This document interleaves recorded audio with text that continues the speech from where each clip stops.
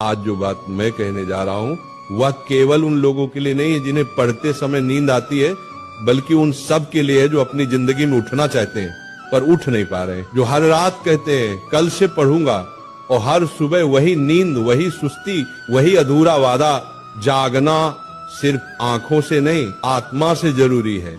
उठने के लिए अलार्म की नहीं, मकसद की आवाज चाहिए। नींद तो हर जीव को आती है, पेड़ को भी, पत्थर को भी, पर जागता वही है जो जानता है कि उसे कहाँ पहुंचना है। अगर तेरे भीतर ज्वाला जल रही है ना, तो नींद तेरे पास आने से पहले ही जलकर राख हो जाएगी। राधा रानी का नाम लेने का मतलब क्या है? वो जागृति है, वो प्रेम है, वो भक्ति है, और जो सच्चा प्रेम करता है वो कभी आलसी नहीं होता। तू कहता है पढ़ते वक्त नींद आती है, क्यों आती है बेटा? क्योंकि तू पढ़ाई से प्रेम नहीं करता, तू सिर्फ डर से पढ़ता है, और जो डर से चलता है वो कभी दौड़ नहीं सकता। एक पल सोच, तुम्हारे पिता क्यों नहीं थकते? क्यों नहीं कहते कि आज आराम कर लेते हैं?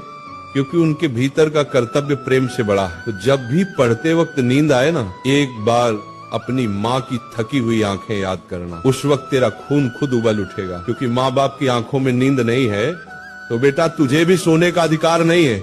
नींद का इलाज दवा से नहीं, भावना से होता है। आंखों पर ठंडा पानी डाल ले, उठ बैठकर पढ़ ले, पर जब तक भीतर प्रेरणा नहीं जगेगी नींद जाएगी नहीं। ये नींद शरीर की नहीं है, ये मन की जड़ता है, आत्मा की थकावट है। इसलिए मैं कहता हूँ जब भी किताब खोले पहले मन खोले, मन से कहे हे प्रभु मुझे वह ज्योति दो जो अर्जुन को दी थी, जिसने गीता सुनी और फिर कभी थका नहीं, कभी सोया नहीं, कभी टूटा नहीं। पढ़ाई कोई काम नहीं, तपस्या है।